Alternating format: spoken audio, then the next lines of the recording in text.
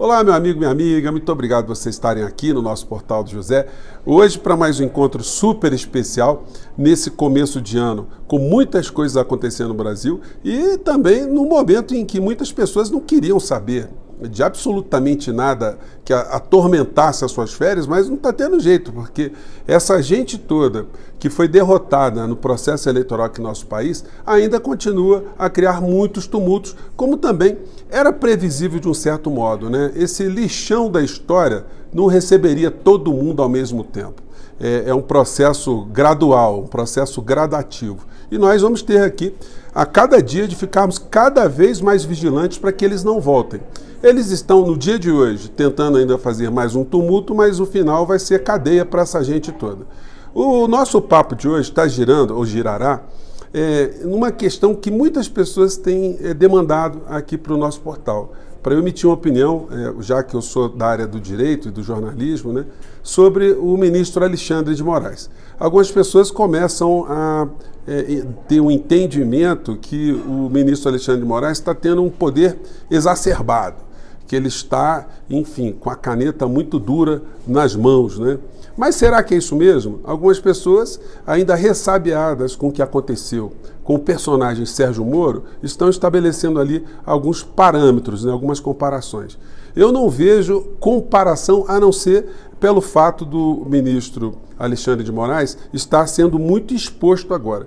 Mas ele não está sendo exposto por uma razão endógena, por uma razão pessoal, uma razão da vaidade dele, como foi, contrariamente, o que aconteceu com o ex-ministro Sérgio Moro. Mas o que é que está acontecendo? Ele está transgredindo mesmo? Ele está ultrapassando parâmetros? Ele está fazendo tudo da cabeça dele? Como é que funciona o direito? Como é que funciona a legislação brasileira? O que diz a Constituição? E o que diz também o pensamento da sociedade que controla o poder econômico, midiático, empresarial do nosso país de uma maneira geral, diante desses acontecimentos? Bem, eu vou abordar isso tudo com vocês a partir de agora, mas antes de mais nada, quero convidar você que está chegando nesse instante ao nosso portal a se inscrever. Você que é muito bem-vindo, conheça também os nossos outros vídeos. Se você gostar, compartilhe. Se você puder analisar os nossos outros vídeos, você também vai conhecer a nossa cronologia de análises aqui, o que nós falávamos lá atrás e as coisas estão acontecendo agora. Eu nunca faço sensacionalismo aqui com vocês, então me sinto muito à vontade aqui de todos os dias estar prazerosamente com vocês aqui no nosso portal. Se gostar também, dê o seu joinha, mande seus comentários. Se puder, participe dos nossos chats, que todos os dias eu abro aqui entre 5 horas e 5 e meia, exceto nesse período de férias, onde eu estou tendo às vezes algumas dificuldades de conexão, que eu estou circulando bastante, né? Mas em regra eu estou aqui sempre entre 5 horas e 5 e meia, sempre conversando com vocês no nosso chat. E, se puder, se inscreva também no nosso clube de membros, que é uma forma adicional de você ajudar o nosso portal a chegar a mais pessoas, fortalecer aqui o nosso espaço, a nossa trincheira no dia a dia, tá bom? Então vamos seguir em frente. Gente, muitas pessoas têm perguntado se o ministro Alexandre de Moraes ele não está sendo exposto em demasia. Bom, aí a gente tem que contextualizar com algumas situações, né? Em primeiro lugar, o ministro Alexandre de Moraes, ele não ganhou esse protagonismo porque ele estava quietinho lá no Supremo Tribunal Federal e disse, eu vou me manifestar. Não, os ataques à Constituição brasileira, à nossa democracia, eles foram crescendo paulatinamente, dia a dia. E a cada instante que isso acontecia, a sociedade, de uma maneira geral, estabelecia algum modo de peticionar, né, de reclamar junto às instituições aqui do nosso país, junto à Advocacia Geral da União, o Ministério Público Federal, a Polícia Federal, a Ordem dos Advogados do Brasil, a Procuradoria Geral da República. Eu mesmo fiz uma série de representações contra os personagens que fizeram parte do governo Bolsonaro, inclusive contra o próprio ex-presidente, e muitas representações dirigidas também ao gabinete do ministro Alexandre de Moraes, do ministro Barroso, dos vários ministros da Suprema Corte do nosso país. Evidentemente, quando eles recebem esses documentos que são protocolados, as representações são oficiais, as denúncias são oficiais, eles têm que se pronunciar. Não existe essa do magistrado não dizer nada, né? Exercer a jurisdição, do latim quer dizer juris dicere, dizer o direito. O magistrado, ele diz o direito, ou seja, quando há algum tipo de controvérsia, em algum tipo de conflito na sociedade. A regra geral é o magistrado ficar sempre em inércia. Ele fica ali, quando alguém demanda, ele vai ter que dizer alguma coisa. Então, hoje, de fato, ele ganhou um protagonismo muito grande, não em função só das decisões que andou dando e que continua a dar, sempre provocado pelas instituições e pela cidadania aqui no nosso país, mas porque os inimigos da democracia o elegeram como inimigo principal desses grupos extremistas. Vou colocar aqui para vocês um vídeo de hoje do senhor Mala. O senhor Mala, vocês sabem quem é. É um cidadão que se apresenta como pastor, mas ele é um líder partidário, é o empresário da fé. E ele continua a atacar a democracia do Brasil, como outros estão fazendo, estando fora do nosso país. Está lá viajando para algum canto, está muito bem corado, né? Está muito bem ali, mas ele de fora continua a atacar a democracia do Brasil, fazendo algumas equivalências absolutamente covardes, mentirosas e criminosas. O que eu estou falando? Vou colocar aqui só o áudio para vocês. Vamos lá. Da esquerda nunca foram chamados de terroristas, nem pela imprensa, nem por ninguém. Seja da direita, da esquerda, quebra, mete na... Ele está dizendo o seguinte, né? Eu cortei aqui um pedaço da fala, porque ele está dizendo que o Lula é um grande mentiroso porque disse que a nossa democracia nunca foi atingida, enfim, e ele mostra ali no vídeo dele uma série de invasões, de depredações de grupos que faziam reivindicações pontuais e que faziam badernas, sim, mas que eram presas, essas pessoas eram denunciadas e eram reprimidas também, tomavam bala de borracha, bomba, enfim. E é uma grande hipocrisia, uma grande calhordice fazer esse tipo de equivalência, porque esse tipo de movimento, por mais em conflito com a lei que eles estivessem, eles nunca pregaram a derrubada do Estado brasileiro, nunca pregaram a destruição das instituições do nosso país, nunca quiseram prender ministros, derrubar presidentes ou invadir para esse fim de natureza política geral, né? A quebra da democracia da instituição. Então, ele, quando faz esse tipo de equivalência, ele simplesmente está legitimando esses movimentos, por mais que ele diga no final que não está legitimando esses movimentos terroristas. Vamos pegar mais um pedaço da fala dele aqui.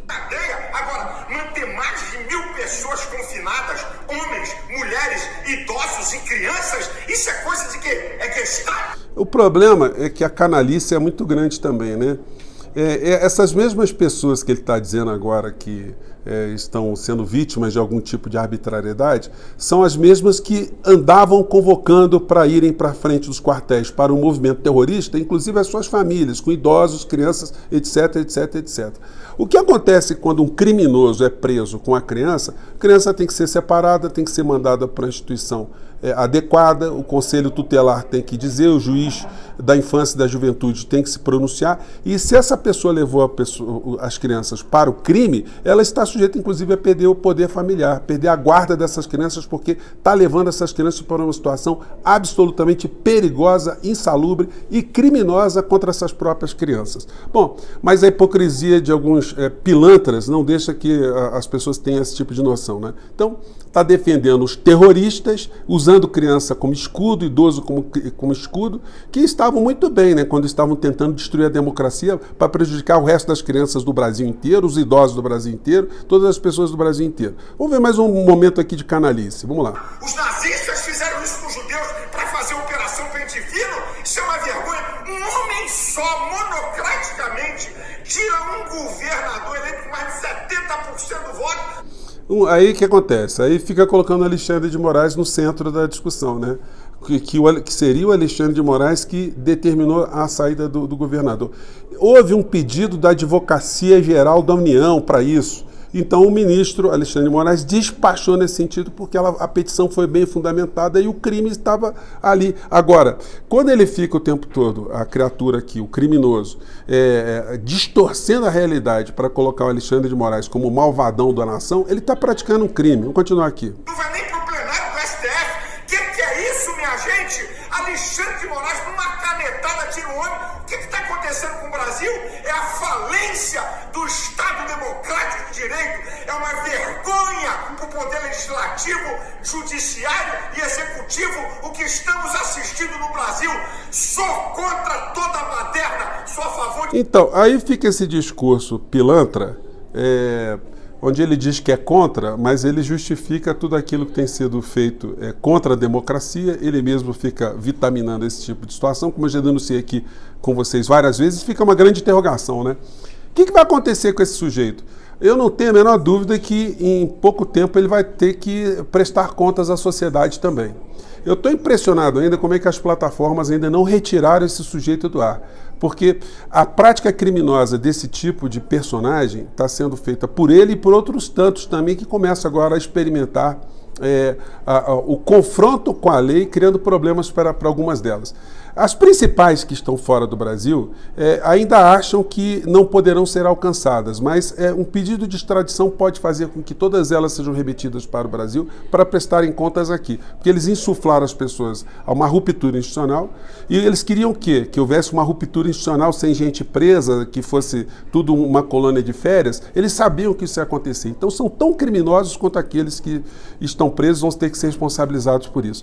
Algumas pessoas têm mais juízo porque percebem que a situação financeira ela pode ser absolutamente prejudicial ao futuro delas. E aí, o que a gente acabou vendo no dia de hoje? A publicação também do velho da van, que fez o L, né? Ele, enfim, baixou aqui algum bom senso na cabeça dele, porque ele percebe que pode perder muito se ele continuar a estimular golpismo aqui no Brasil.